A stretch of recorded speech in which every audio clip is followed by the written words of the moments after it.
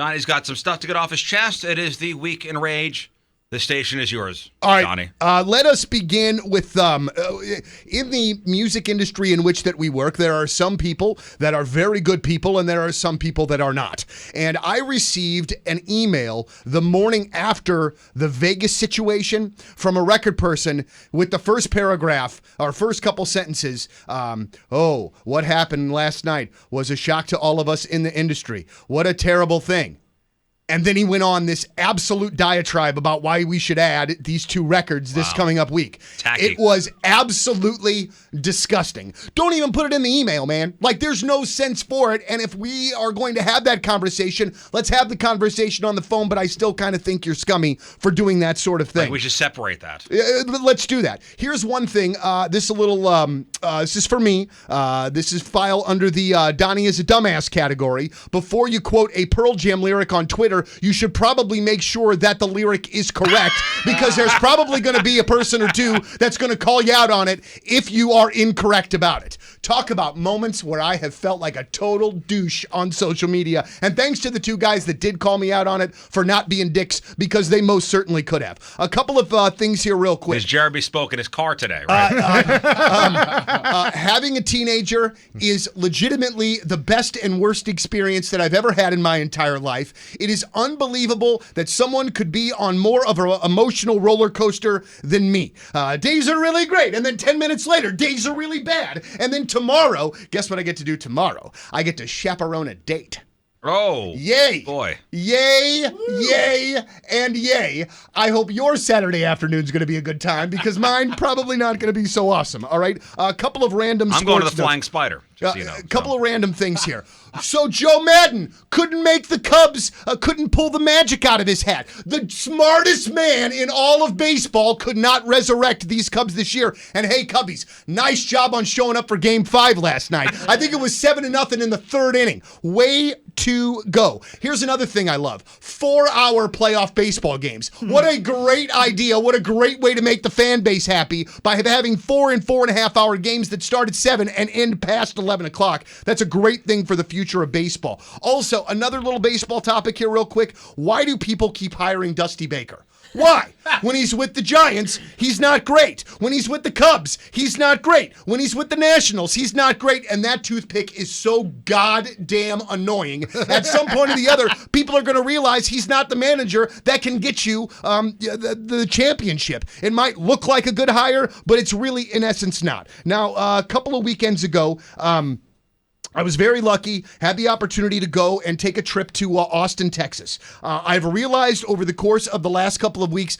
that I don't believe that I am a traveler, all right? For one, for the gentleman that was on the flight from Austin to Dallas, first of all, close your freaking legs. I am owed the spot from the armrest to the wall. When you are impeding my space, then I have the ability to push back. And I did, god dang it. I absolutely rubbed legs with that guy from Dallas to Austin, because I was not going to give him the pleasure of taking more of my leg space than he needed. You know, there's a term for that.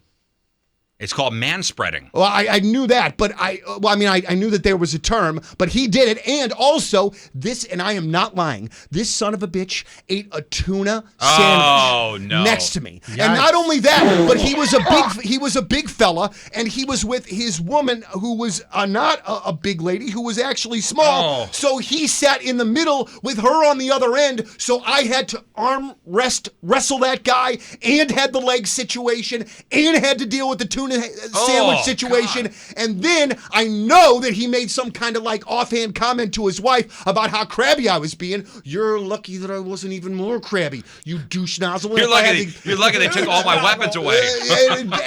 and also too, a couple of other things. In Texas, it's 95 degrees the last 2 days of the festival. I'm not lying. 95 degrees, Texas heat, and you still see people that are trying to pull the fashion side of things before the actual be smart and not pass out at the festival kind of things. So many people with like long jackets and jeans wearing skull cap. You are wearing a skull cap when it is 95 degrees outside. Your parents did not do a great job of common sense with you. So please, so you don't pass out, let's put the fashion, give that a backseat to you being somewhat comfortable. Also, here's another thing. Young man, I know that you are young and strong and you are able to hoist your girlfriend on your shoulders for the gorillas. The problem with this is that I cannot see and I don't want to look at your girlfriend's ass instead of Damon Albarn. It wasn't a badass, but still, I did not want to be looking at that instead of gorillas. So maybe thinking about other people when you're at a show isn't necessarily technically a bad idea. A couple of things I had happen in the hotel. One, they had this little like commissary area where you could get snacks and sodas and things like that. So I go in there one night and the guy the security guard for the hotel follows me around and was doing the thing that every time I would pick up something and like look at him, he would then all of a sudden look really busy. My man, I'm 42 years old. I'm staying in a Hilton Garden Inn in Austin, Texas. I'm not going to steal the bag of Cheez-Its, man. I'm just down here to get myself a little bit of a snack. You finally know what it feels like to be Italian. All right.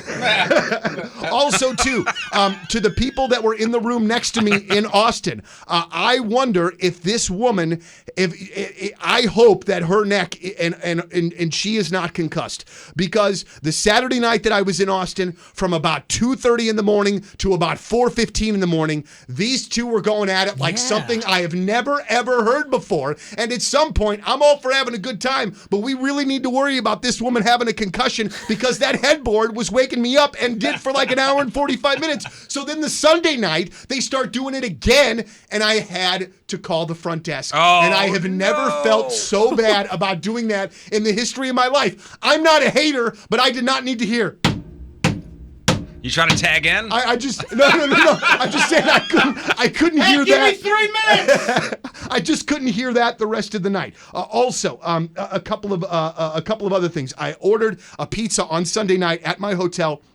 And the pizza guy calls and is like, "Hey man, I'm having a hard time finding your hotel." Well, here's the thing, buddy. You live in Austin. I do not. I don't know where you are, and I'm not sure how you could be irritated with me not being able to get you to the hotel faster when, again, let me stress, you live here and I do not. A couple of other things here real quick on my way out.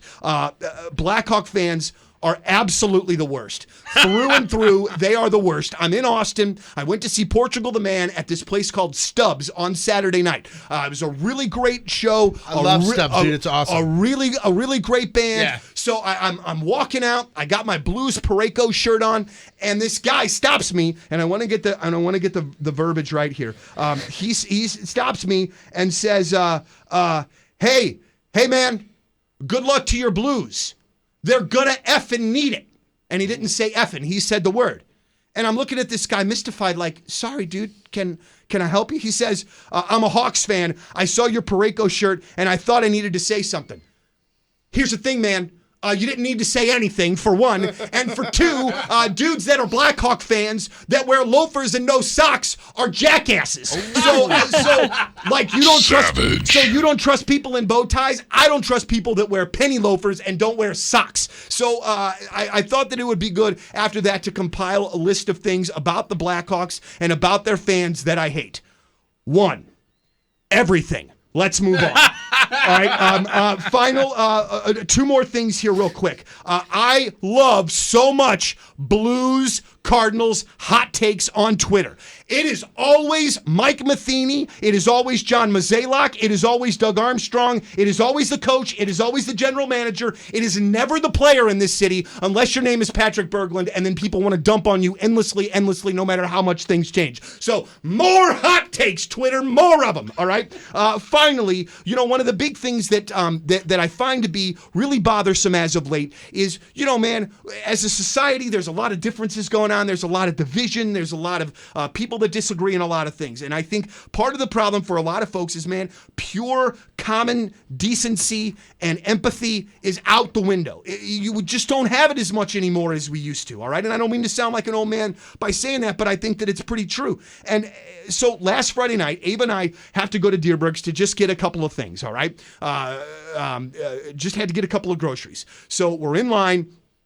The lady checks us out, and I realize I had paid a bill right before I left the house, and I forgot to bring my damn debit card with me. So I'm there with no debit card, and I have to call Mary to come up and bring me the debit card and pay. The lady behind me in line could not have been nastier. Like the there were 4 lanes open in that Deerberg's, including 2 of which were the self-checkout deal. Listen, lady, if you think that I want to be the dick that's at Deerberg's on Friday night, enjoying my Friday night without my debit card, you're flipping high. Why don't you just move on to the next little register and get your thing and be on your way? Why does everybody have to be so mean in such a hurry? Why would I want to purposefully do that and look like a dumbass on a Friday night at the Deerberg's on Tesson Ferry? I wouldn't. All I'm asking is you just please be nice, lady. Smile. Like just move to the next lane. Just a little common courtesy and decency and empathy is all I am asking, ladies and gentlemen. Week in Rage. There it is! You feel better? Dude, I am really sweaty. Like I got a vein thing going. I was just gonna say, I got a great picture. You should put your vein back in your head. Hey, Donny, did that help at all? I'm really sweaty. Okay. Ladies and gentlemen, Donny Fandango!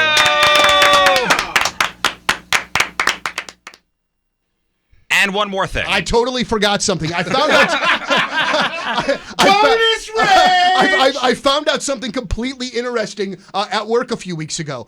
I found out that I am not on social media. Did you guys know that? I wasn't on social media. I see you on Twitter. Oh, yeah. I just tweeted you. And I'm looking at my Twitter right now. 10,000 followers. Now, I don't have the fancy schmancy blue check mark, but there's 10,000 followers on there. Damn. I follow 1,500 people. I believe that I tweet quite a bit, but evidently I am not on social media. So what's going to happen over the course of the next few days, over the course of the next week or so, is that I am going to join Facebook, so that 1, everybody in this building can happy and move on with their lives, and 2, because the world needs more pictures and more me saying things on social media. So you're gonna get it, world. It's coming. More Donny on social media.